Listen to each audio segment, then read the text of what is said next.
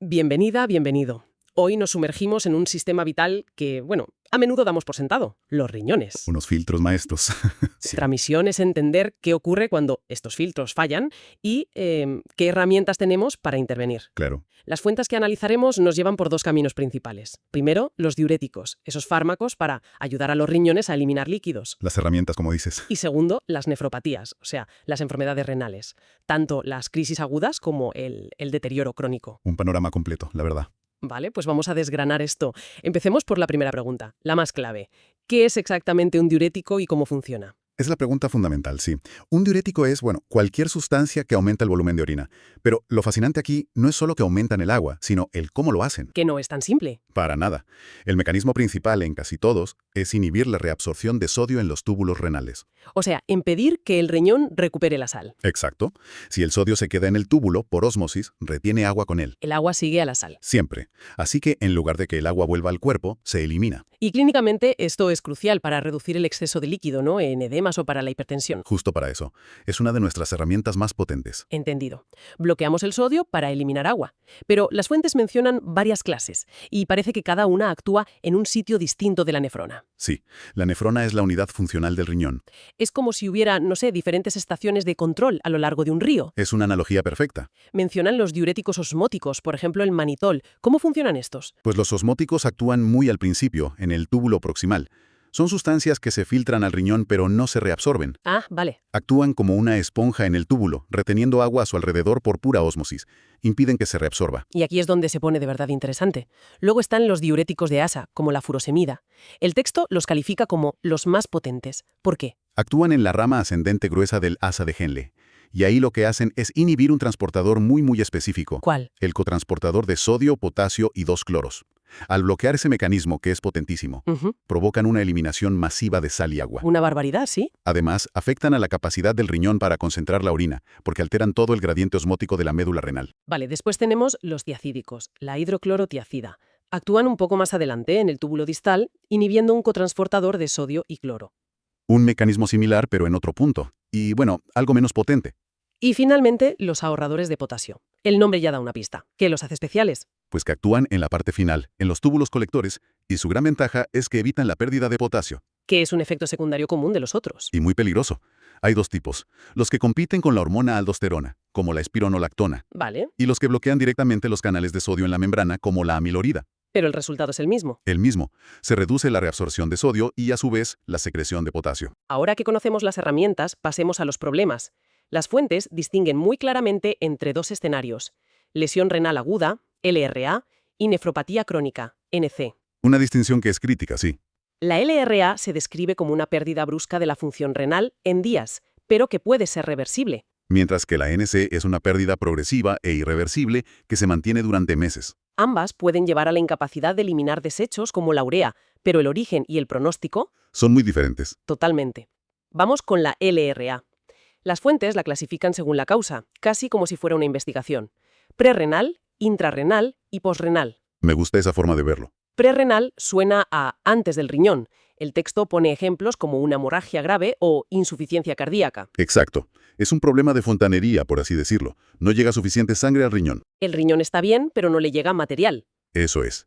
Pero si esta isquemia se prolonga, el daño deja de ser prerrenal y se convierte en intrarrenal. Porque el propio tejido del riñón empieza a morir. Justo. Entonces, intrarrenal sería un daño directo al riñón. Las fuentes destacan dos causas principales: A ver.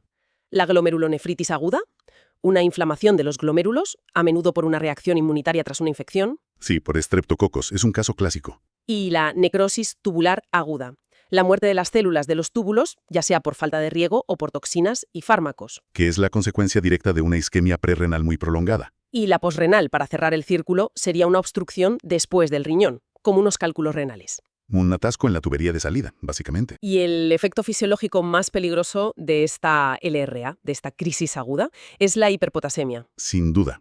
Un nivel elevado de potasio en sangre. Esto es una emergencia médica porque puede causar arritmias cardíacas mortales. Vaya tela. Es una bomba de relojería. Pasemos a la nefropatía crónica. el deterioro lento. Aquí el problema es una pérdida progresiva e irreversible de nefronas. La sequía lenta que decías al principio. Lo que me sorprende es que los síntomas graves pueden no aparecer hasta que la función renal cae por debajo del 20 o 25%. Es un enemigo silencioso, sí, y cuando da la cara ya suele ser tarde. Y las causas principales que se citan, son la diabetes mellitus con un 45% Casi la mitad de los casos. y la hipertensión con un 27%. Si conectamos esto con el panorama general, vemos un problema de salud pública enorme. Las fuentes describen la ANC como un círculo vicioso. Lo es. La lesión inicial hace que las nefronas sanas que quedan trabajen más, lo que se llama hiperfiltración. ¿Para compensar? Claro, pero esa sobrecarga a la larga las daña también. O sea, que el mecanismo de defensa... ¿Acelera la propia destrucción? ¡Qué locura! Ujú, Es un autosabotaje. totalmente. Y eso acelera la pérdida de función renal hasta llegar a la nefropatía terminal. Y cuando los riñones fallan de forma crónica, aparece un síndrome llamado uremia, que no es solo la acumulación de urea, ¿verdad? Para nada. Eso es solo una parte. Es un conjunto de efectos en todo el cuerpo. Además de retener desechos, hay desequilibrios de líquidos y electrolitos que causan edema e hipertensión. Y efectos hormonales, he leído. Importantísimos. Por ejemplo, la anemia. Los riñones dañados no producen suficiente eritropoyetina. La hormona que fabrica glóbulos rojos. Eso es. Y también la osteomalacia, los huesos blandos. El riñón no puede activar la vitamina D. Y sin vitamina D no absorbemos el calcio. Exacto. Y además se retiene fosfato, lo que desequilibra todo el sistema. Es un fallo sistémico en toda regla. Hay un detalle en las fuentes que me ha parecido fascinante. La isostenuria. Ah, ¿sí? La incapacidad de concentrar o diluir la orina. La orina se queda fija en una osmolaridad similar a la del plasma. Es un síntoma muy característico del daño avanzado. ¿Y por qué ocurre? Ocurre porque el alto flujo en las pocas nefronas que quedan funcionales, literalmente, lava el gradiente de la médula renal, que es lo que nos permite concentrar la orina. O sea, la propia adaptación lo estropea. Y además, la alta carga de solutos como la urea en esos túbulos actúa como un diurético osmótico interno, arrastra agua. Es una adaptación que a la larga falla estrepitosamente. Entonces, ¿qué significa todo esto cuando se llega a la etapa terminal? ¿El tratamiento es la diálisis o el trasplante? No hay más opciones, ¿no?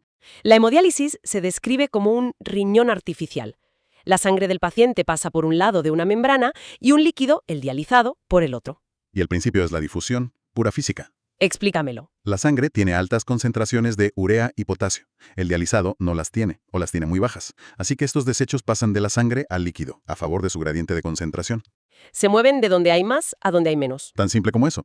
Y para eliminar el exceso de agua, se usa otro principio, la ultrafiltración. ¿Y eso qué es? Se crea un gradiente de presión hidrostática. Básicamente, se estruja la sangre a través de la membrana para que suelte el agua sobrante. Difusión para limpiar, ultrafiltración para escurrir.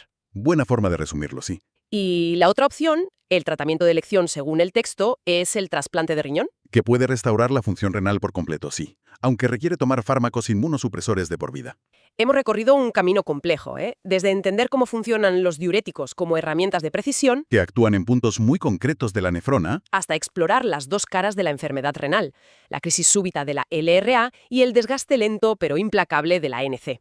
y hemos visto cómo el fallo de este órgano desencadena una cascada de problemas en todo el cuerpo, ese estado que llamamos uremia. Y cómo la tecnología, con la diálisis, nos ofrece una solución de ingeniería para sustituir una función biológica que se ha perdido. Es una maravilla de la bioingeniería. Para terminar, una reflexión que surge de todo esto. El texto menciona de pasada unos trastornos tubulares muy específicos, el síndrome de Bartter o el de Gitelman. Así, son condiciones genéticas raras. Lo interesante es que en estas enfermedades, los transportadores de las nefronas fallan de una manera muy concreta, Por una mutación. y sus efectos imitan casi a la perfección los de los diuréticos de asa y los tiacídicos. Has dado en el clavo. Eso plantea una idea increíble. ¿Cuál? ¿Qué nos dice sobre la biología y la medicina? Que un fármaco que diseñamos en un laboratorio pueda replicar con esa precisión los efectos de una mutación genética rara. Es como si la propia naturaleza nos hubiera enseñado el fallo. Exacto. Es un reflejo de cómo descifrar los errores de la naturaleza nos ha dado el mapa para diseñar nuestras propias soluciones. La naturaleza, a través de estas enfermedades raras, nos mostró la diana. Y la farmacología. La farmacología simplemente se encargó de construir la flecha para acertar en ella. Y eso, creo, es una de las historias más fascinantes de la medicina moderna.